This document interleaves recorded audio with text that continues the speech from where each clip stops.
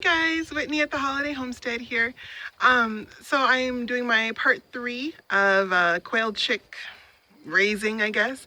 And this is the part where we put them outside. So this is our chicken barn. It is an 8 by 8. No, maybe it's like a 10. It's large. Anyway, it is just a big blue building that we built last summer. And it contains all of our chickens from brooder all the way up um, to pullet size. And then once they're pullet size, we move them out into different coops for laying or for meat birds. But this is where everybody starts. And so it's a pretty big building. We enjoy it. It's really changed how we do chickens, because for a while there we were hatching in our house and we were keeping the chicks in our house and keeping the pullets in our house until they were old enough to go outside without a heat lamp. And in the winter, that's a really long time. And it was just getting crazy. So we decided that they had to move out of the house and out of the living room and into their own place. So and of course, you got to get a good secure lock on your door because we have coyotes and all kinds of stuff. So this is a big slide lock that we fashioned that goes across the door and plugs into this hole right there and just goes straight across. Simple but effective, and it works. So, and so we just used an old interior door that we had.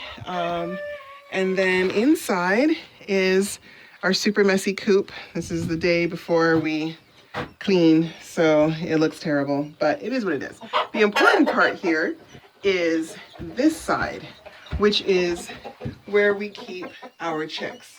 So we have this door that locks, and we have a little latch up here for the wire, and that keeps everybody safe and secure from the cats, because we have quite a few cats. And so we open this, and there are two sides to it. There's the older chick side with the heat lamp, and this is something that I really liked. The heat lamp is on a post that we screwed into the wall so that we can move this up or down depending, and we can even lock it in, because sometimes the chicks get a little wild, especially when they get older and they start jumping and stuff. We don't want the heat lamp to risk dropping it into the straw, because that's how you start a fire, which is very bad. So instead, we put in these little screws to kind of hold it in place. So even if the spring on here fails, they'll just hook in and not drop. We have considered moving to hot plate types of warming for our animals. And it's one of those things where, we kind of feel like we've handled the risk pretty well as far as fire. And we just changed the type of bedding we use. We don't use straw very much in here unless they're without a heat lamp. So all the little bits of straw are from when we had chicks in here that did not need a heat lamp, because it's just about summer right now. Anyway, so, it's always a mixed bag with the heat lamp versus like those plates or heating pads and other stuff, which are definitely safer for using, especially in large situations where you've got lots of straw and other stuff in the area. So, but this is what we're going to be working on today. This is the area for the really small chicks. And so this door is a bit wider and a lot lower than the other one, and it opens up all the way, and it's pretty handy. You get full access, which is nice. And this is a 3.5 by 3.5 square area for the chicks. And the thing I really like is that this heat lamp, I can lower and raise it depending on the age and the height of the chicks. So it's really handy. And we just have our electricity right there. Run it out through the top of the gap in the rafter there. And, oh goodness! And now I've got my girls.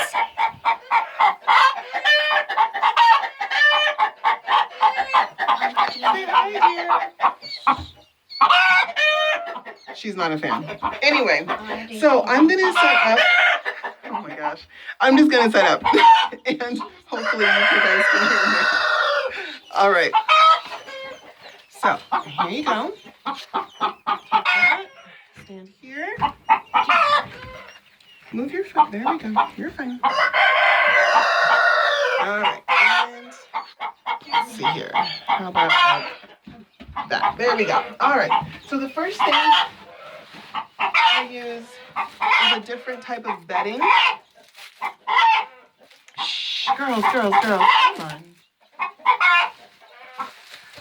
So the bedding I like to use is shreddings from our shredder. It's just handy. We already have it, and it's not as tall as straw can be. Like if a little blade of straw sticks up, it's easy for it to catch fire. And so I just scatter this around in a nice deep bed. I usually go a minimum of 4 inches deep. I know a lot of people whom I really admire do like 18 inches of bedding, and I think that's probably a good idea. But my setup is such that this board here, this lip, is only 6 inches tall. And so I want to make sure that my chicks are well below that by having them at 4 inches of bedding. So it just kind of is what it is. If I had a different setup, I would probably use the deeper bedding method. But I can only use what I have. All right, so now that I know the depth of or the height of my bedding, now I can raise or lower my heat lamp accordingly. So I never want my heat lamp more than or less than 8 inches from the bedding. And so the lowest I'm going to put is about there. That's about a foot, maybe 14 inches. And that's about as low as I'm going to go. And I'm going to clip that there. So same, I've got it clipped right here, pretty secure. There we go. All right, Evelyn, you want to grab the chicks?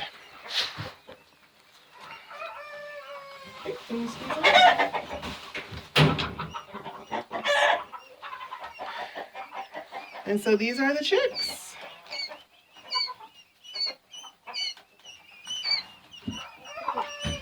All right, so can you go ahead and put them in?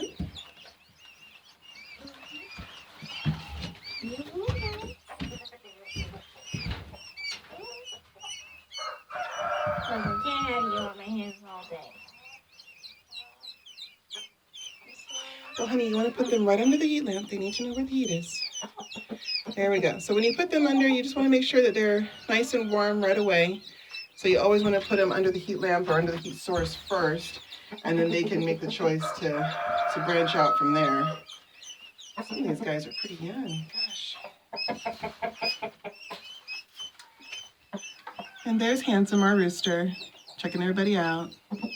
So we keep layers in the same area that we keep our chicks. They do not have access to this area because of the door here and the wire. We got double layer of wire, chicken wire, and some fencing, some garden fencing wire. So we make sure that the chicks can't get out and the roosters and hens cannot get in. And that is for safety, certainly. Chickens are can be difficult to socialize when somebody is smaller. You never want to put young chicks with hens that aren't their mother, basically, because they just don't really recognize it as a chicken, and they get a little antsy. So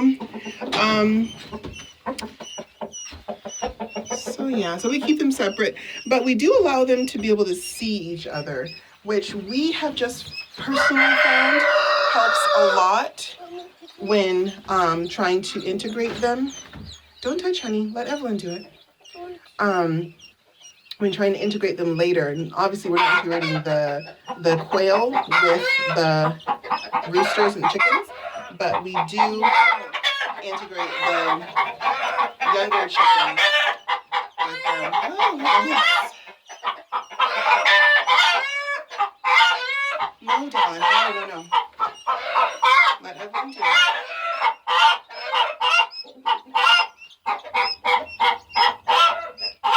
Oh, it's okay. Just kind of come out. There you go.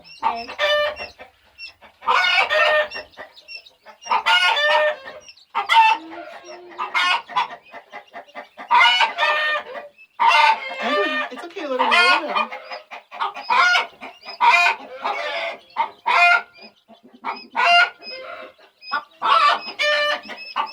Probably a bit cold.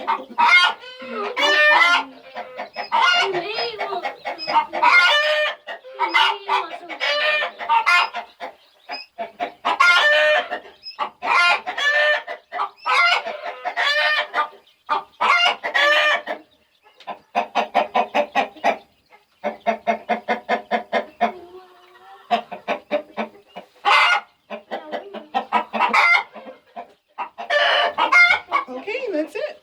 All done. All right, Evelyn, hop up. So all of our chicks are in there now, and we will fill their water. So we use these waters quite a bit, but we also take the lid off, or the reservoir up top off, and I use these. These are 2-quart, I think, mason jars. And the best part about these bases is that you can fit any regular size mason jar onto these. So you can use the 1-quart, you can use the pint, any size you want, as long as it has a regular mouth. And it screws on really well. So that'll be their water. And then this is a feeder that I made that I like when they're a little bit older. So as you can see, it is a peanut butter container up top, and then a yogurt container in the middle as the kind of thing that holds the feed back. And then at the bottom is a Tupperware container with a lid on the bottom. And so all of this, with the holes cut out in the side and the lid on the bottom, slow feeds the food out of the reservoir up top here and enables the chicks to just reach in there and get it, and without spilling a whole bunch. And so that is crucially important because chick feed, any feed right now, is so expensive. You don't want to waste a single grain of it if you don't have to. And so this really does help to keep the grain in, and also keep it clean as well, which is really important for chicks. But for these little guys in particular right now, I'm going to use this little lid. They're not tall enough to reach in here and get the feed out, but they can get the feed off of a little tray. So all I'm going to do is put the tray there. I'll nestle it down in the bedding a wee bit, and I'll sprinkle a little bit of feed on top, and I'll have to come back in, and refill it every now and then. But the main thing is for them to be able to access it right away. Oh, and also I should say, when we have quail with their water, especially when they're this size, they are very, very susceptible to drowning in the water. This reservoir is huge by comparison to their body size. And if they step in the water and their fluff gets wet, it's too heavy. They become too heavy for their legs to lift them up and out. So instead, they just sit there and get cold and cold and cold, and eventually they just either drown or just get cold and die. So what you want to do is put rocks in this. I use rocks, or you can use marbles, anything you want, but just something small, about yay big, and you just put them in here enough that they really can't stand in the water. You kind of crowd the rocks in so that when they're standing here, or even if they stand on the rock, they can just sip a little bit of water in between the rocks. So that's basically that for the setup. Yeah, and as you can see, the chicks, when we put them in, we put them right under the heat lamp, and they decided where they wanted to be. They move away from the heat source if it's too much. And they will kind kind of sit in like a little circle, like a little ring, kind of around the heat, and find where they're comfortable. And if they need a little more, they'll snuggle in a little closer, and if they need less, they'll move a little further away.